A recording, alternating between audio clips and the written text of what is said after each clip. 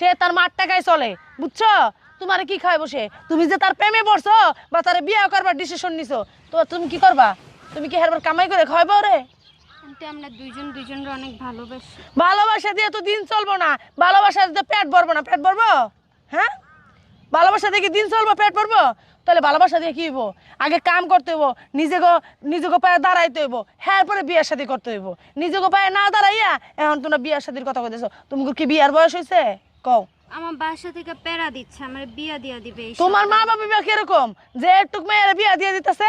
হ্যাঁ, তোমার মা বাবার কি ইচ্ছা নাই তোমার মানুষের মতন মানুষ করার? তোমার মা বাবার কথা তোমার মা বাবার কাছে। আমার পোলা তোমার বিয়ে করতে পারবো না। আমি ওরে বিয়া করব। কি হইছে? আমি ওর সাথে বাঁচবো না। কি হইছে রে বাঁচবি না? উরি বান্দির পুত, হ্যাঁ একটু বয়সে তুমি বাবারে বাবা বাসা মরা হই গেছো গা। হ্যাঁ আয় স্যার এমআইআর স্যার, এমআইআর জীবন নষ্ট করতে পারবি না তুই। আমি নষ্ট করব না। না ওই গেলে আমি মরে যাবো। তুই এমআইআর জীবন নষ্ট করতে পারবি না। ছাড়ো।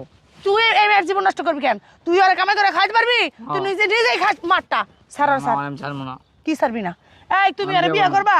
হ্যাঁ হ্যাঁ জি আচ্ছা হাত ছাড়। আচ্ছা তুমি আর বিয়ে করবা, ঠিক আছে মেনে নিছি। এই যে আমি দেখছো এই যে কেরম বাসায় ভাড়া থাকি, এই যে ফকির নিয়ে একটা বাড়িতে ভাড়া থাকি। আমি হলো গরিব মানুষ মা, আমি দিন আনি দিন খাই।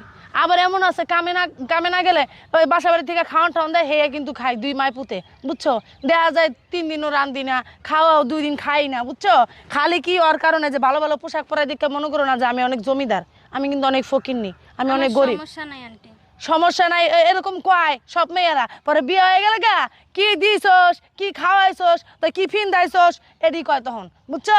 তখন ভালোবাসা দেখেন যখন অভাব পড়ছে তখন ভালোবাসা জানলাটা ফলাই যায়, তখন আর ভালোবাসা থাকে না। ওই প্রথম ভালোবাসা দেয় যখন আবেগ, এখন তো আবেগ কাজ করতেছে, বিবেক কাজ করতেছে না, বুঝছো? আবেগে কিন্তু জীবন চলে না। শোনো, তারপরে আমি তোমার একটা কথা কই, তুমি তোমার মা বাপরে আমার বাসায় পাঠাই দাও, বা তুমি নিয়ে হওয়াই যাইয়া আয় হারবো। তোমার মা বাবা যদি আমার বাড়ি ঘর দেখা আমার পোলার কাছে তোমারও দেয়, আমি তোমার মাইনা নিম। যাও। আচ্ছা ঠিক আছে।